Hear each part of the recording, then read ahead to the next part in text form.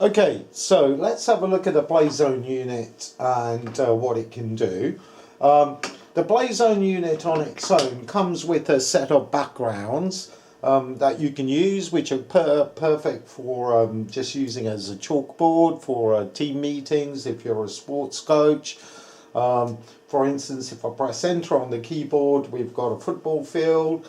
We can select the draw tool and you can do explanations and annotations over there.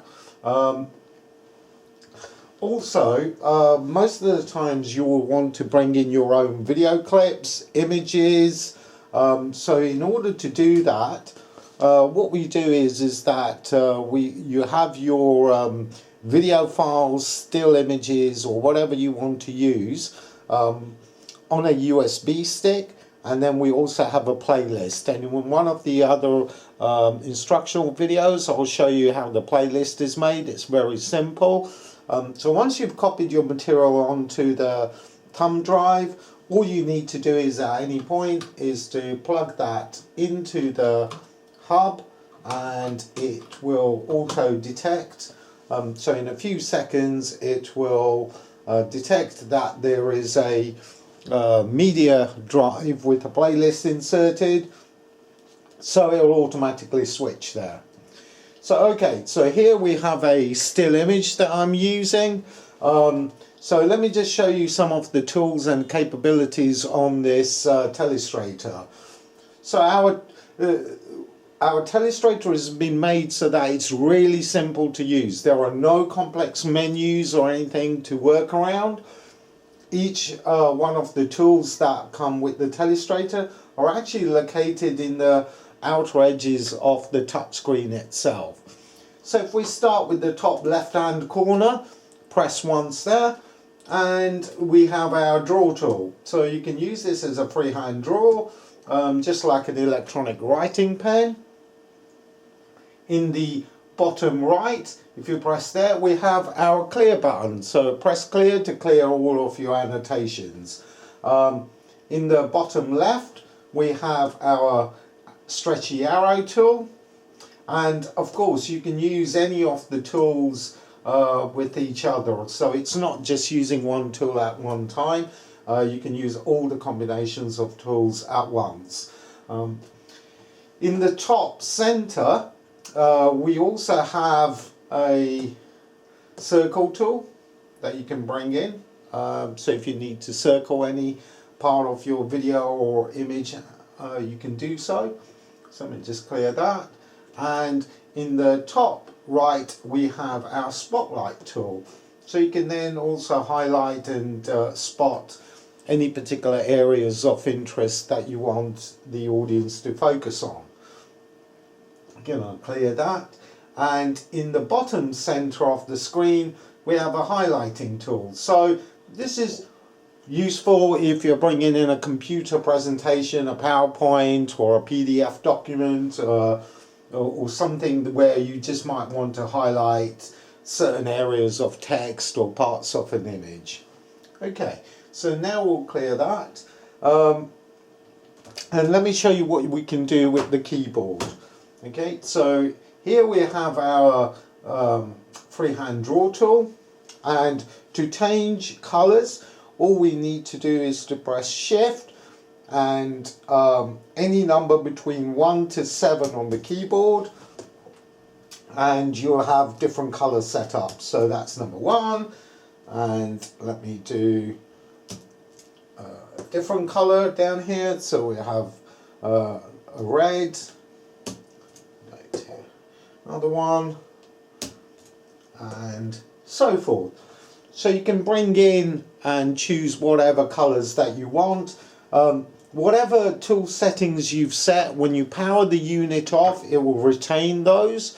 So if you always like using a particular color and the size of a tool, you can set it up, and in which case then you might not need the keyboard itself. Okay, so one of the other things that we can also do with all of the tools, so let's show you that onto the arrow tool. So on the Stretchy arrow tool, you can also change the sizes, and we do that by pressing on the keyboard Control and then pressing either the plus or the minus button to increase or reduce the size of the arrow. Okay, so we've got shift and minus, and we can reduce the size of the arrow. And if we do control and minus, then we can also set the transparency of the arrow. So if you don't want the graphics to be solid and you want to see some of the image come through when you're drawing your annotations, then you can also set up the transparency. The transparency will work on all of the tools except the freehand draw, which is always going to be solid. Okay, so let's clear that, and let me show you what you can do with the playlists. So if I now press enter onto the keyboard, I've set up some video files. We've also got the live video input coming in. So if I press enter, I can go to my next item in the playlist, and in this case we are seeing the live HD SDI video coming through from our capture device into the Telestrator as a background, and then of course you can then draw and annotate over this as you want. Okay, and again, one of the other things that we've got with this is that if you press the space bar on the keyboard, you can also freeze on a live video input coming in. So this is particularly useful if you've got something and you just want to quickly draw over it, but you want to keep a freeze on the video itself. And remember, this is a live video input coming in. So pressing the space bar again will unfreeze it, and we'll go straight through to whatever's coming through right now. Okay, so if I press enter, we're now going to go on to a video clip. So you can also pause onto the video.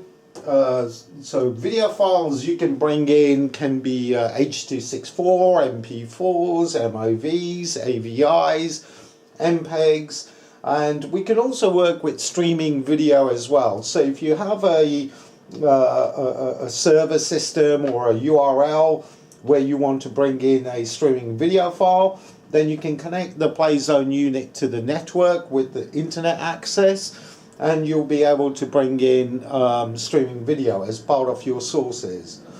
Okay, so let's just clear on that, and if I press enter again, we should now move into a typical movie file that we've loaded up on here, so you can then bring that in. Okay, and then we'll go back to the image file. Okay, and at any time, if you pull out the USB thumb drive, it will detect and it will go back to the saved screenshots that are in there. One of the other things that you can also do with the PlayZone unit is that when you are doing your annotations, you can also grab these as still images. And in order to do that, all you do is press print screen on the keyboard or scroll lock. So you can use either scroll lock or print screen, and that will automatically grab and save the image onto the PlayZone unit. Once you have completed your presentation and you're ready, then all you need to do is to press Control and the up arrow key, and it will transfer all of the saved snapshots back onto your USB drive into a folder called Snapshots. So you don't have to worry about cleaning up any of the old files. As long as you press Control and up arrow at the end of the presentation, all of your images will be copied onto your thumb drive. Okay, thank you.